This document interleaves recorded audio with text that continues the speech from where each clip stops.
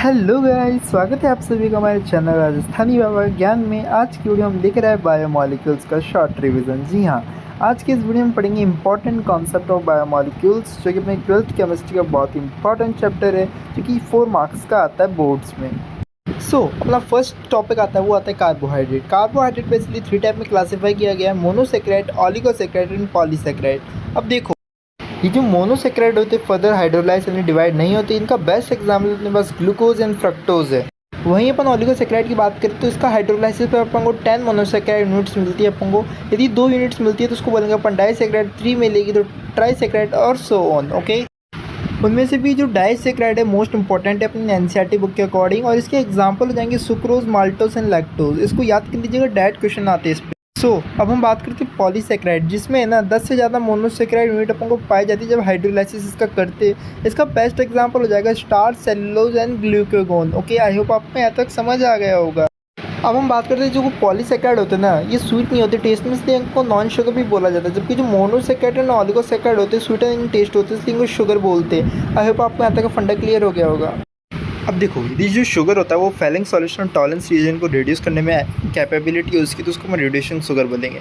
यदि शुगर है ना फेलिंग सॉल्यूशन और टॉलरेंस रीजन को रिड्यूस नहीं कर पाता तो उसको अपन नॉन रिड्यूसिंग शुगर बोलेंगे। ओके, मोनोसेक्राइड एंड डाइसेक्राइड है ना रिड्यूसिंग शुगर के एग्जांपल है, लेकिन एक एक्सेप्शन है सुक्रोज, जो कि रिड्यूसिंग शुगर नहीं है। ओके, आई होप आपको यहाँ तक क्लियर हो गया होगा। पॉलीसेक्राइड है ना वो नॉन रिड्यूसिंग शुगर के एग्जाम्पल्स है। ओके, आई होप आपको यहाँ तक क्लियर हो गया होगा। अब हम बात करते हैं मोनोसेक्राइड के बारे में। इसका जो बेस्ट एग्जांपल हो जाएगा ग्लूकोज एंड फ्रक्टोज। आइए इनके स्ट्रक्चर के बारे में जानते हैं। अब हम बात करते हैं इनके स्ट्रक्चर की, तो दोनों को मॉलिक्यूलर फॉर्मूला वो सेम है, क्रिस्टलोसिक। अब इनके स्ट्रक्चर की बात करें तो ग्लूकोज में एक CHO ग्रुप यानी एल्डिहाइड ग्रुप लगा हुआ है, जबकि फ्रक्टोज वाले में एक C डबल बॉन्ड हो यानी कीटोन ग्रुप लगा हुआ है। इस वजह से जो फर्स्ट वाला जो भी स्ट्रक्चर दिख रहा है इसको अपन बोलेंगे एल्डोहेक्सोज, सेकंड वाले इसको अपन बोलेंगे कीटोहेक्सोज। हेक्सोज यहाँ पे 6 कार्बन को डिनोट कर रहा है, कीटो यहाँ पे कीटोन ग्रुप को।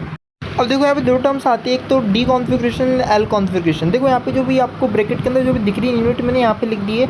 अब जो यदि OH ग्रुप है ना राइट साइड में तो उसको वहाँ पे अपन डी कॉन्फ़िगरेशन का यूज़ करेंगे। यदि OH ग्रुप लेफ्ट साइड में तो वहाँ पे अपन एल कॉन्फ़िगरेशन का यूज़ करेंगे नेमिंग के दौरान। ओके, आई होप आपको यहाँ तक समझ आ गया होगा। अब देखो 2 टर्म्स की बात करते हैं अपन यहाँ पे ऑप्टिकल रोटेशन में। जो एल्डोहेक्सोज होता है ना वो डेक्स्ट्रो रोटेटरी होता है, जबकि जो कीटोहेक्सोज होता है वो लेवो रोटेटरी होता है। ओके, इसलिए इसको डिनोट करते हैं एल्डोहेक्सोज को प्लस से और कीटोहेक्सोज को माइनस से। ओके, आई होप आपका यहाँ तक क्लियर हो गया होगा।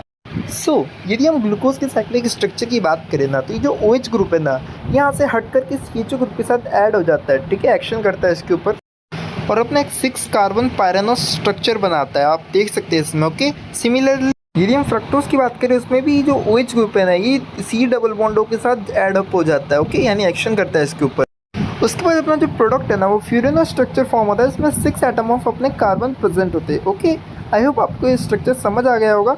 दोनों एक बार ध्यान से देख लीजिएगा, अपने बोर्ड एग्जाम में आते हैं ये। ओके, ऊपर वाले में पायरेनोस वर्ड आया और नीचे वाले में फ्यूरेनोस वर्ड आया। ओके, नीचे वाले के लिए नेगेटिव कॉन्फिगरेशन, ऊपर वाले के लिए पॉजिटिव। अभी जो साइक्लिक स्ट्रक्चर है मोनोसेक्राइड का अल्फा एंड बीटा फॉर्म में एग्जिस्ट करता है। ठीक है ना, अल्फा नहीं जहाँ पे राइट साइड में OH ग्रुप प्रेजेंट हो या फिर नीचे साइड में प्रेजेंट हो, और बीटा वाला जहाँ पे लेफ्ट साइड में OH ग्रुप प्रेजेंट हो या फिर कह सकते हैं ऊपर OH ग्रुप प्रेजेंट हो। दोनों में सेम है, पायरेनोज में भी और फ्यूरेनोज में भी। ओके, आई होप आपको यहाँ तक क्लियर हो गया होगा। अब हम नेक्स्ट बात करते हैं डाइसेक्राइड की। चलिए स्टार्ट करते हैं। डाइसेक्राइड के अंदर 2 मोनोसेक्राइड यूनिट ग्लाइकोसिडिक लिंकेज की हेल्प से लिंक होते हैं, और ये जो स्ट्रक्चर है ना ये सुक्रोज का है। आई होप आपको यहाँ तक क्लियर हो गया होगा।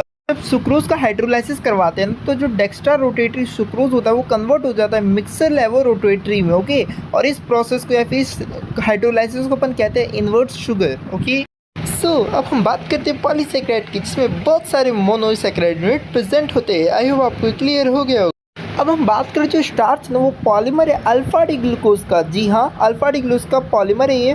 स्टार्च 2 चीज़ों से बना होता है, एक तो होता है एमाइलोज और एक होता है एमाइलोपेक्टिन। आइए देखते हैं इनके बारे में। स्टार्च के अंदर 20% एमाइलोज की प्रेजेंस होती है और 80% एमाइलोपेक्टिन की प्रेजेंस होती है।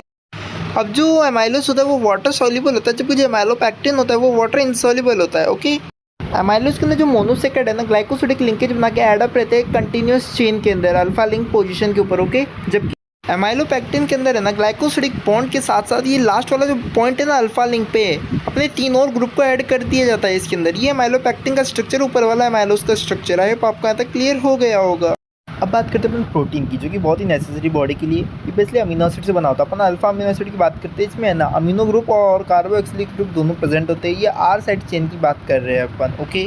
ये जो अल्फा अमीनो एसिड होता है बेसिकली एम्पोथेरिक नेचर में होता है, यानी एसिड और बेस दोनों से क्रिएट करता है। यदि अमीनो ग्रुप है ना कार्बोक्सिल ग्रुप से ज़्यादा अमाउंट में, उसको बेसिक प्रोटीन बोलेंगे। यदि अमीनो ग्रुप है ना कार्बोक्सिल ग्रुप से लेस बोलेंगे, उसको एसिडिक प्रोटीन बोलेंगे। यदि अमीनो ग्रुप है ना इक्वल कार्बोक्सिल ग्रुप के, तो उसको अपन न्यूट्रल प्रोटीन बोलेंगे, ओके। अब दो मोस्ट इंपोर्टेंट टर्म की बात करते हैं। देखो, ऐसे अमीनो एसिड जो कि अपनी बॉडी के द्वारा सिंथेसाइज हो जाए, अपन को कुछ भी करने की जरूरत नहीं पड़ती, उसको अपन बोलते हैं नॉन एसेंशियल अमीनो एसिड। इसके एग्जांपल हो गए ग्लाइसिन, एलिनिन, ओके। और ऐसे अमीनो एसिड जिसको है ना अपन अपनी बॉडी नहीं बना पा रही, अपन को डाइट के फॉर्म में उसको लेना पड़ेगा, उसको अपन बोलेंगे एसेंशियल अमीनो एसिड। इसका अपना एग्जांपल हो जाएगा leucine and valine, okay. I hope आपको यहाँ तक समझ आ गया होगा। एग्जाम के थ्रू में आसानी से मेरी चीज़ की कदर नहीं होती। अब हम बात करते हैं जो दो अल्फा अमीनो एसिड होते हैं ना डिफरेंट, वो पेप्टाइड लिंकेज के द्वारा अपने एडअप होते हैं। ये जो डायग्राम है ना, ये है ग्लाइसिन का, इसमें दो अमीनो एसिड एडअप है, ठीक है, यानी डाई पेप्टाइड अमीनो एसिड का ये स्ट्रक्चर है। अभी जो पॉलीपेप्टाइड अमीनो एसिड होते हैं ना, इसमें बेसिकली 10 से ज़्यादा अमीनो एसिड के ग्रुप पाए जाते हैं, ओके। आई होप आपको यहाँ तक क्लियर हो गया हो। बात करते हैं structure of protein. Basically 4 type के स्ट्रक्चर होते हैं, primary, secondary, tertiary and quaternary, okay. Basically primary structure में अपन देखते हैं जो अमीनो एसिड पेप्टाइड बॉन्ड के साथ लिंक है, जब वो किस सीक्वेंस के अंदर है, ओके। यानी बेसिकली अपन को इसमें सीक्वेंस का पता चलता है अमीनो एसिड का, ओके। बेसिकली सेकेंडरी स्ट्रक्चर में अपन देखते हैं उस जो भी अमीनो एसिड की सीक्वेंस थी ना, उसकी शेप की बात करेंगे इसके अंदर हम। सेकेंडरी स्ट्रक्चर में शेप दो टाइप की हो सकती है। फर्स्ट है अपना अल्फा हेलिक्स और सेकंड है अपना बीटा प्लेटेड शीट, ओके। अब जो अल्फा हेलिक्स है ना, ये डायग्राम आप देख सकते हैं कुछ इस टाइप में, जो भी प्रोटीन की स्ट्रक्चर होती है, ठीक है, फोल्डेड इन अ हेलिक्स साइकिल। इनके बीच में कार्बन और हाइड्रोजन है जो कि बॉन्डेड है, जिसको अपन बोलते हैं अपन हाइड्रोजन बॉन्ड से सब लिंक है, ओके। ये अपन बात करें बीटा प्लेटेड शीट में, तो सारे मॉलिक्यूल एक दूसरे के पैरेलल होते हैं, और ये दोनों मतलब ये सारे मॉलिक्यूल एक दूसरे से अटैच रहते हैं इंटर मॉलिक्यूलर हाइड्रोजन बॉन्ड की हेल्प से। अब बात करें टर्सरी स्ट्रक्चर की। बेसिकली इसमें पता चलता है कि जो प्रोटीन है ना, वो किस तरीके से फोल्डेड है या नहीं है। बात करते हैं इसका जो पता है ना, वो globular protein and fibrous protein से लगता है। अब जो फाइब्रस प्रोटीन है ना, बेसिकली इसमें क्या है कि जो पॉलीपेप्टाइड की जो चेन होती है वो पैरेलल चलती है, और ये एक दूसरे से लिंक होती है hydrogen bond and disulphide bond की हेल्प से, ओके। और इस पॉलीपेप्टाइड चेन का एग्जाम्पल होता है अपना keratin and myosin, okay. Basically जो फाइब्रस प्रोटीन होते हैं वो इनसॉल्युबल होते हैं वाटर के अंदर, ओके, जबकि ग्लोमेरुलर प्रोटीन्स होते हैं वो सॉल्युबल होते हैं वाटर के अंदर, ठीक है ना। इसका एग्जांपल हो जाएगा insulin and albumin. Basically glomerular protein के अंदर है ना, जो पॉलीपेप्टाइड चेन होते हैं ना, वो कॉइल फॉर्म में रहता है, यानी गोला गोला गोला, ओके। अब लास्ट हम बात करते हैं डिनेचुरेशन ऑफ प्रोटीन, ठीक है ना। बेसिकली इसमें क्या होता है, प्रोटीन की स्ट्रक्चर में चेंजमेंट आता है, क्यों, टेम्परेचर या पीएच की चेंज है, ठीक है ना। इसमें क्या होता है, जो ग्लोबुलर स्ट्रक्चर होता है ना, वो अनफोल्ड हो जाता है, और हेलिक्स स्ट्रक्चर भी अनफोल्ड हो जाती है, ओके। बेसिकली सेकेंडरी और टर्सरी स्ट्रक्चर है ना, इस दौरान डिस्ट्रॉय हो जाता है, लेकिन प्राइमरी स्ट्रक्चर है ना, वो सेम रहता है, ओके। इसका एग्जाम्पल हो जाएगा कोगुलेशन ऑफ एग, यानी अंडे को उबालना, या फिर अपना दूध का दही बनना। नेक्स्ट हम बात करते हैं न्यूक्लिक एसिड की। बेसिकली दो टाइप की न्यूक्लिक एसिड पढ़ते हैं, फर्स्ट डीएनए, सेकंड है आरएनए। डीएनए मतलब डीऑक्सीराइबोन्यूक्लिक एसिड, आरएनए मतलब राइबोन्यूक्लिक एसिड। अब देखो, एक बेसिस नाम की चीज़ होती है। बेसिकली बेसिस होता क्या है, जो डीएनए आरएनए के पास है ना, टोटल 4 बेसिस होते हैं, ठीक है। इनमें से 3 कॉमन होते हैं और एक अलग होता है। 3 कॉमन कौन कौन से, एडेनिन, गुआनिन एंड साइटोसाइन। और दोनों में अलग अलग कौन सा है, डीएनए में थाइमिन हो गया और आरएनए में यूरेसिल हो गया, ओके। इसके ऊपर नीट में और बोर्ड में एमसीक्यू पूछते हैं, इसको रट लीजिएगा। अभी जो एक्सेप्ट स्ट्रक्चर होती है इसको अपन शुगर बोलते हैं। डीएनए में अपना पाया जाता है बीटा D2 डीऑक्सीराइबोस शुगर, और जबकि आरएनए में पाया जाता है अपना beta D ribose sugar, okay. I hope आपको यहाँ तक क्लियर हो गया हो। अब इसी फर्स्ट कार्बन पे यदि हम OH को हटा करके एक बेस लगा देना, तो वो बन जाएगा अपना न्यूक्लियोसाइड, ओके। इसको न्यूक्लियोसाइड कहेंगे अपन, समझ गए। वहीं यदि अपन 5th कार्बन पर OH ग्रुप हटा करके एक फॉस्फोरस का लगा देना यूनिट, तो अपना बन जाएगा न्यूक्लियोटाइड, ओके। अब देखो, जो न्यूक्लियोटाइड होते हैं ना, उनके 5th कार्बन और 3rd कार्बन के बीच में एक बॉन्ड होता है, लिंकेज होता है, इसको अपन बोलते हैं फोस्फोडाइजेस्टर लिंकेज, और इस स्ट्रक्चर को अपन बोलते हैं डाई न्यूक्लियोटाइड। अब हम बात करते हैं न्यूक्लिक एसिड के प्राइमरी स्ट्रक्चर के बारे में। बेसिकली जो न्यूक्लियोटाइड की चेन के अंदर है ना, जो सीक्वेंस की प्रेजेंस होती है ना, उसकी इन्फॉर्मेशन बताता है प्राइमरी। और डीएनए की सेकेंडरी स्ट्रक्चर में अपन को हेलिकल के बारे में पता चलता है, ओके। देखो, ये डीएनए का जो डबल हेलिकल स्ट्रक्चर है, इसमें जो 2 न्यूक्लियोटाइड चेन होती है ना, हेलिक्स के फॉर्म में एक दूसरे से अटैच रहती है और हाइड्रोजन बॉन्ड से जॉइंट रहती है। जो बेस पेयर होते हैं डीएनए के वो हाइड्रोजन बॉन्ड से लिंक रहते हैं। अभी देखो ये जो एडेनिन है ना वो थायमिन के साथ ही हाइड्रोजन बॉन्ड बनाता है और साइटोसाइन गुआनिन के साथ ही हाइड्रोजन बॉन्ड बनाता है। और जैसा कि मैंने पहले ही बता दिया, डीएनए में टोटल 4 बेस पेयर होते हैं जिसमें से थायमिन अलग है, ठीक है ना। यानी जो ऊपर वाले जो है ना 3 साइटोसाइन गुआनिन एडेनिन तो सब में सेम रहता है, लेकिन थायमिन डीएनए में अलग रहता है। और आरएनए में होता है अपना वो क्या बोलते हैं यूरेसिल। ओके, अब हम बात करते हैं सेकेंडरी स्ट्रक्चर ऑफ आरएनए की। देखो बेसिकली इसमें क्या होता है, जो न्यूक्लियोटाइड की सिंगल हेलिकल स्ट्रक्चर रहती है, ठीक है। अब बात करते हैं types of RNA. Basically 3 type के होते हैं, messenger RNA, ribosomal RNA and transformer RNA. I hope आपको यहाँ तक क्लियर हो गया होगा। अब हम बात करते हैं हार्मोन की। बेसिकली एंडोक्राइन से रिलीज होते हैं, ठीक है ना, केमिकल सब्सटेंस होते हैं जो कि मैसेंजर का काम करते हैं। ये अपने ब्लड में रिलीज होते हैं, पूरी बॉडी में जाते हैं। ओके, और ये बहुत ही म्यूचुअल फंक्शन करते हैं, यानी बहुत ही नेसेसरी बॉडी में अदर अदर फंक्शन करवाने के लिए। अपनी बॉडी में बहुत सारे हार्मोन्स होते हैं, अपने क्लास 11th में पढ़ रखा है।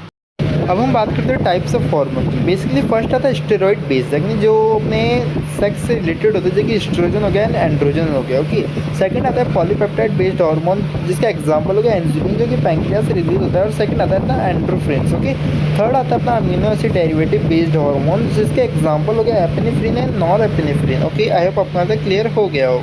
अभी एक टेबल है जिसमें आपको सेवरल एंडोक्राइन ग्लैंड के बारे में, उनसे रिलीज हार्मोन और उनके फंक्शंस के बारे में इसको आपको याद करना है, जो कि एग्जाम के बेस पे बहुत ही इंपॉर्टेंट है। ओके, अब बात करते हैं विटामिन की। विटामिन बेसिकली 2 टाइप के होते हैं, एक तो होता है फैट सॉल्युबल और एक होता है वाटर सॉल्युबल। अब देखो जो फैट सॉल्युबल विटामिन होते हैं इनसॉल्युबल होते हैं वाटर के अंदर, इसको अपन स्टोर कर सकते हैं लिवर एंड एडिपोज टिश्यू के अंदर। इसका एग्जांपल हो जाएगा विटामिन ए, डी, ई, के, ठीक है, जो कि फैट सॉल्युबल है। वहीं बात करें अपन वाटर सॉल्युबल की तो vitamin B group and C group है ना, जो वाटर सॉल्युबल होते हैं, जिसको अपन बॉडी में स्टोर नहीं कर सकते, लेकिन इसका एक्सेप्शन है B12, जो कि अपनी बॉडी में स्टोर रहता है। ओके, अब बात आती है वाटर सॉल्युबल विटामिन स्टोर क्यों नहीं कर सकते अपन बॉडी के अंदर, क्योंकि है ना यूरिन की फॉर्म में अपनी बॉडी से एक्सक्रीट आउट हो जाती है। ओके, इसलिए हमको कंटिन्यूसली डाइट के फॉर्म में विटामिन बी एंड सी का यूज़ करना चाहिए, अदरवाइज अपनी बॉडी में हार्म हो सकता है, ठीक है, डिहाइड्रेशन एक्सेट्रा।